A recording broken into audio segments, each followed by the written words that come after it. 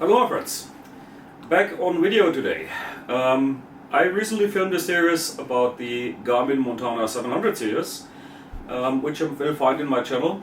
Today I was driving 8 hours actually on a business trip, not for fun, from Stockholm to Malmö. I'm here in a nice campground cabin, corona isolated, self-isolated, so I have some time to film videos now in the evenings. And the one thing I've been seeing frequently in forums or in Facebook, for example, Facebook groups, is that some beginners have problems understanding some basic terminology and some basic facts about GPS units and GPS navigation. So the one thing that always comes up is what is a track and what is a route. Let's take a quick look at that and let me try to explain you the difference and what you can use the two for. Okay, let's start in the beginning. First of all, this is my current position, of course. So what happens when I'm moving through the landscape is that the GPS is recording a number of data points that describe basically the path I'm taking. So before I came here, before I had dinner, I was cycling around here under this bridge, which is the Öresund Bridge, connecting Sweden and Denmark, somewhere over there. I was passing a geocache here, and I was cycling down somewhere there along the coast, you see that, out on a little place here with a harbor, and then I turned around. So that's why there's just one line here. I basically followed my same route back, except here there's a little difference. I cycled back and finally under a bridge again, there's no other way around, did another thing and came back here.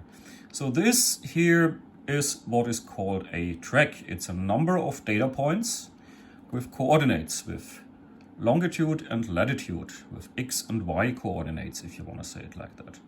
Nothing else is a track. It's a long list, long list, and this can already be a few thousand points here. I will show you that in a moment on the PC. This is what is called a track. It's recorded by a GPS.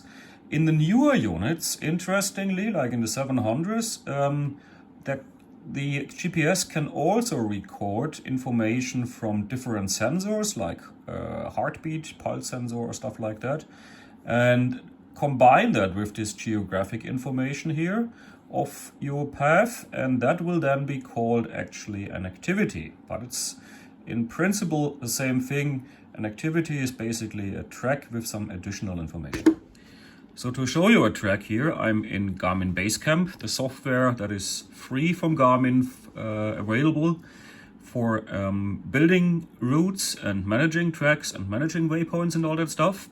You can download it from the webpage. What it doesn't contain is maps, but that's a different story. So once you have downloaded this track, for example by connecting your GPS unit by a cable to your PC, and then it would show up here on the left hand side as a GPS unit, and you would see then all the stored tracks. You can transfer them to your hard drive simply by drag and drop. So this here is a track of a route I drove last year by motorcycle, and you see that it's a track with this little symbol here, which is basically 2 feet. It's like, yeah, the track you leave when you walk. Quite nice comparison actually. So if we zoom in there, let's go in there and go further in, you can already see that there are somewhere these tiny little dots. And the more I zoom in, and I should do that maybe somewhere where it's making a turn, then it's easier to see. Take away that one. Here you see actually, I don't know if you see that in the resolution of your video, but there are small tiny dots here. And these dots are basically the points that are stored with longitude and latitude, with X and Y coordinates. So if I double click that track here on the left hand side, you will see here are all the data points. Let me put that to the middle and make it a little bit larger. So what is stored for each data point is the date and time, the distance to the next point, the time to the next point, the speed, the elevation, the direction of movement, I think must that be, yeah. And of course, the most important part, the coordinates of that point. And if I zoom through here, not zoom through, zap through these points, must arrange the window a little bit more here. So I just used the downward key on my keyboard. You see, hopefully soon, that the point here, down here, starts moving quite slowly. Let me zoom in a bit more and you see it more clearly. So again, it's moving, so it shows me actually which of these data points is which point on the map. If I keep it pressed, it will just run through the list, and here we move. So this track, you see, is 209 kilometers long, and it has 5,567 points making it up. So this is quite a data amount you have stored there. So how does the GPS unit do that? Well, you have different settings normally in there. In the track recording settings, somewhere in the menu, you will need to figure out where that is yourself. I cannot show you that because it's different for every unit. But the Montana has that, and most others have that. You can determine either that the track recording happens at fixed distance intervals or at fixed time intervals, or dynamic. That means as long as you move on a straight line and don't change your direction, the GPS will notice that and doesn't see any necessity to record another data point until you basically start moving out of that line. If you basically start to move left or right, and then it makes sense to record more points to record the path you have been taking. Now the important thing to know is that a track is totally independent of the map. I can switch basically to global map. You see the roads are gone. I also have a topo map of Norway. That means there's nothing here for Sweden. I only have the contour. That thing has changed because somehow the scaling, the Y and X scaling is different, but believe me, the track is still the same. I mean, it's just a number of points. It's a long list of points. So the track is not depending in any way on the map. Important to know. That also means you can send that track to somebody else, to a friend who is using a different unit with different maps, and it will show the same track there. So no dependency on the map whatsoever. So much about tracks. So what is a route? A route is much more an active thing. It will basically tell you when to turn left and when to turn right and how far it is and all these things. Which exit you need to take from a roundabout, for example. All these what is called active navigation features. And that requires some settings. So let's take a look. As an example, if we do that on a paper map now, if we want to go from Linköping to Växjö, you're here in the middle of Sweden, somewhere in the south of Sweden actually, Linköping to Växjö, there are different options. There might be a fastest route, which is probably following the motorway passing Jönköping, and then Värnamo probably, I guess, you would take off and follow the smaller road here to Växjö. Then there is, of course, a shortest option, and it might be something like this, for example, or maybe like that. Now you see already the problem. There are most likely roads in between here, which are not on this map.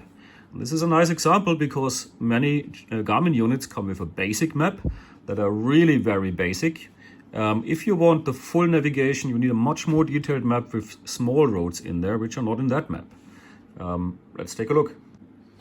So here we have a much more detailed map. Here's Linköping again, and you see there are many more small roads which we really didn't see before, like this little red line here, for example. That is most likely actually a gravel road. So this gives the GPS many more options to guide you from Linköping down to Växjö, where we wanted to go. So that also means you need to give the GPS some more information. Not only do you want to go the fastest and the shortest route, but also which road preferences you have. And that is something you can set, for example, by activity. Activity is driving car, driving motorcycle, driving bicycle, for example. So if you cycle, you for sure do not want to go over the motorway, for example, so you would exclude a motorway. If I'm riding a motorcycle, I don't even want to go these larger roads here. I really like these small ones, or best even gravel roads. However, by car, normal car, I most likely would exclude these gravel roads because it slows you really down and it might even damage your car. So you see that the route calculation is very much depending on the map you use and on the settings in the GPS. And that also means if you send your route file to a friend and he uses a different GPS unit with a different map and different settings, and the GPS recalculates that route, not all of them are doing it, but if that happens, he will get the chances are he gets a very different route. So I hope this little summary gave you a good first impression about what is a track and what is a route. Again, track, just a number of data points that make a line on the screen, very simplified said, no active guidance. And a route, highly dependent on the map you use, on the settings in your GPS, but it will give you active guiding, turn left in 100 meters, turn right, take the second roundabout, things like that. That also means if you send the track file to a friend and he imports it in his GPS unit or on his PC, he will see the same thing as you. If you give him a route file, both are, by the way, in the GPX, can be in the GPX format, but if you give him a route file and his computer or his GPS is recalculating that one, it's very much depending on the map and on the settings, if he sees the same thing or not. So he might take a completely different road at the end than you intended to plan. Okay, let me know if that was sufficient. Give me a comment down there. Let me know if I said crap or if you liked it. Thumbs up or thumbs down. If there's anything specific I can explain, let me know it. And by the way, I'm not making any money with that. I'm not sponsored in any way by Garmin or anybody else. I'm just doing it for the fun of it. So enjoy and ride safely.